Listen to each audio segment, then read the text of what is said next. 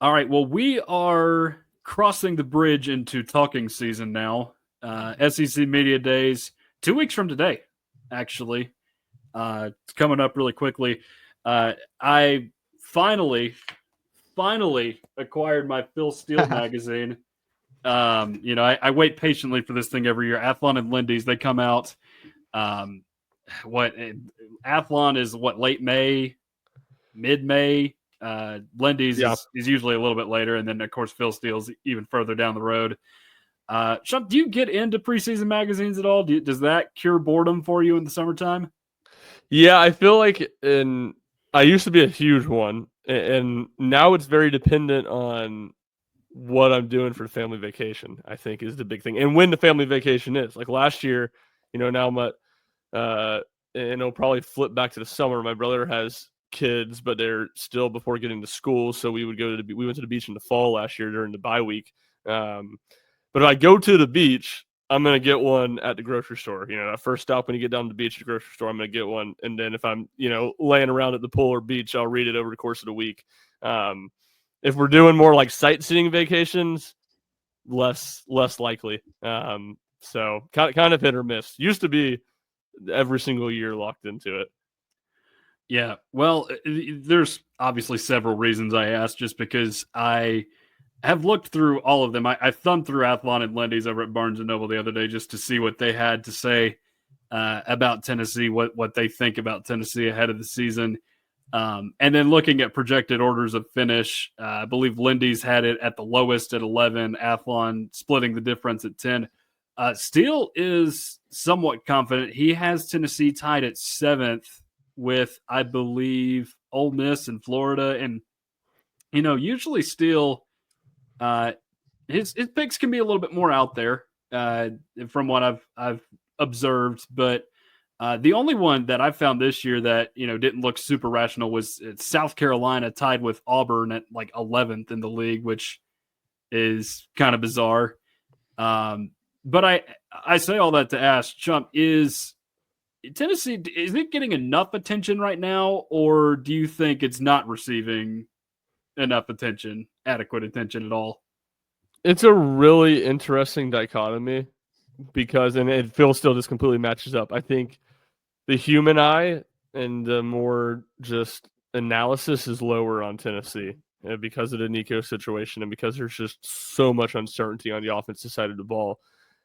Anything analytic based really likes Tennessee, and Phil still obviously is a lot of that. ESPN FPI has Tennessee really high still. You see it with the Vegas betting odds, which are obviously very heavy analytic. Still have Tennessee in that nine win over under range. So it's really interesting. I lean more towards the common pundits aren't giving Tennessee quite enough credit, just because I think the schedule is still pretty manageable. To me, it's all about if they can avoid the bad loss, because you just reflect on what Tennessee was last year. Their offense wasn't very good. The passing game certainly wasn't very good. Look, Tennessee does not have Dylan Sampson in that room. I don't think they'll have a running back as good as Dylan Sampson, but I'm gonna have to see Tennessee not be able to run the ball under Josh Heupel to believe it's not gonna happen. Like they've just run the ball really well every single year, even in 23 when they didn't have a very good passing game, and obviously 24 they didn't either. So I think they're gonna be able to do that. The defense, still, I think there's a lot of reasons to be really high on. So you saw Tennessee kind of go to that 12 personnel game, manage the game, play field position, don't make mistakes.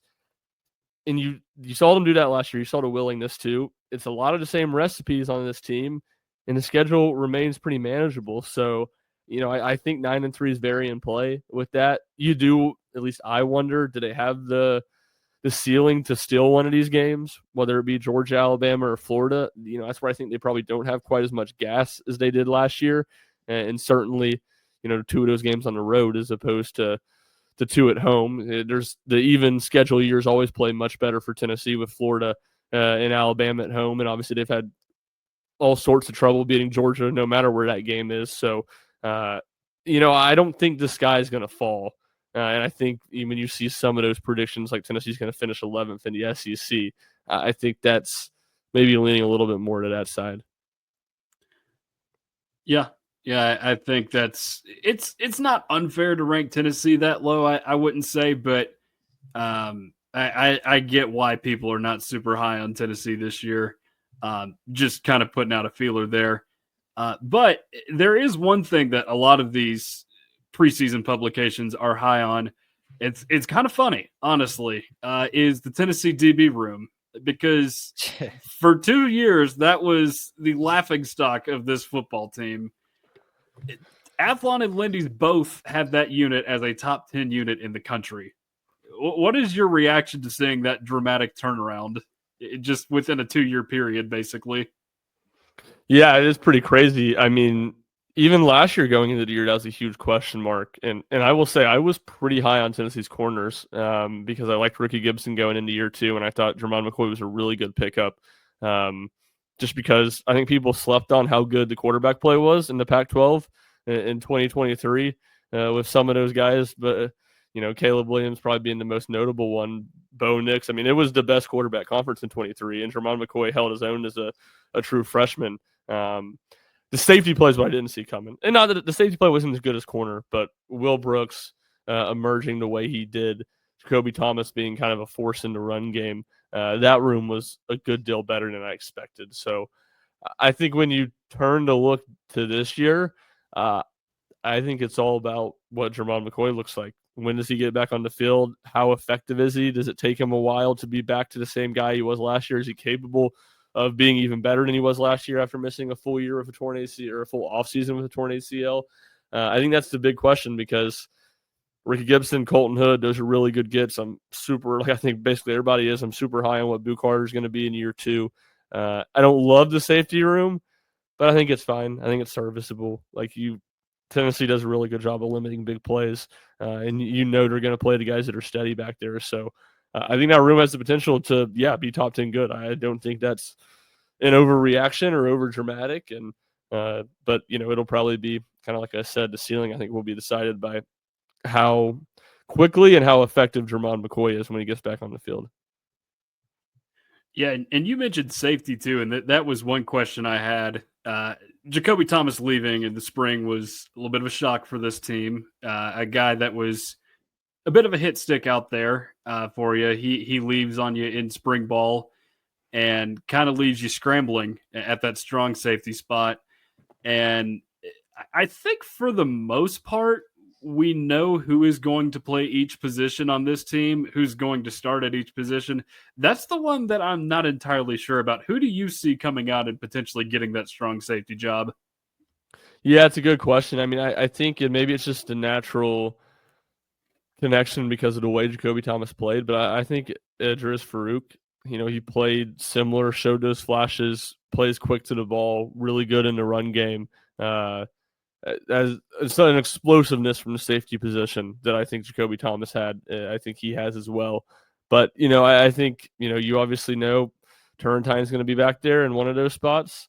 And then Tennessee, there's not a ton of depth, and they're asking somebody a young player to step up. Maybe it's Caleb Beasley. I think he would probably be my second guess there. But no matter who it is, it's going to be more youth at that position Tennessee is accustomed to under Tim Banks, because they've been very weary to play young players at that spot the last handful of years. Well, your strong safety projection just aligned with the projections out of the preseason publications too, because Okay. Caleb Beasley was one of the guesses. Farouk is in, I believe, both Athlon and Lindy's, and then Steele was the one that had Beasley. But again, I agree with you. I could see either one, just because we don't know a whole lot about that spot, because it looks like Colton Hood is presumably behind Jermon McCoy. Do we know when exactly he will see the field? Do you think he's on track to start this season, or is it going to be like a Cooper Mays situation in 2023 where it may just be like a rolling delay? Yeah, I think it's wait and see at this point. I think some of it's obviously going to depend on what he looks like and how comfortable he feels when he gets out there and is closer to full speed running around in practice and doing some stuff with contact. So, I'm sure Josh Heupel will say that he's progressing fine, and they think they're going to have him back for the season. I'm sure that will be the talking point. as talking season rolls on. But obviously, Josh Heupel and injury reports isn't always the most accurate. So to me, that's a big question mark. It's up in the air. Yeah, you could definitely still fudge an injury report. I know just because I wasn't around as much last season, but I do remember Cooper Mays will be ready this week. 3 weeks past, he's still not out there. Well, I mean, the Cedric Tillman one I think is the most jarring. Like he yes, literally had a high ankle sprain, and they were like, "Yeah, can't roll him out this week." Nope. Didn't play for five more weeks. Had surgery. What were the other two? Did he play in that Mizzou game? And I know he had that catch against South Carolina in that. Yeah, he came back against Kentucky, I think. Okay. But then he missed another game. He missed another game late that year too. I don't know, because you're right. His best game was against South Carolina, ironically, and he played against Georgia. I'm not sure. I know, because I know he missed another game. Maybe it was the Vanderbilt game he missed late, but he was never quite the same guy at Tennessee. I wouldn't want to destroy my ankle on slick turf either, like it was that night. No kidding. Yeah, but now that we mentioned the offensive side, I do have one other primary position question, because, again, I think we know for the most part who gets the start on offense. We talked a little bit earlier. There will not be a Dylan Sampson on this team. There are potent running backs, but you just won't – we don't think we'll see that this year from Tennessee. Who is your betting favorite to get that job right now? I think you're going to see it be a lot like it was in 23, where it's just, who starts, who knows, but it might be different game to game, but it's going to be relatively evenly dispersed carries, and you'll see them ride the hot hand. I would probably lean to Sean Bishop as the starter, or the player that going to receive the most carries against Syracuse to start the season. But for me with Bishop, it's just like, can he stay on the field? Can he stay healthy? I mean, he missed a month last year. He tore his ACL the year before.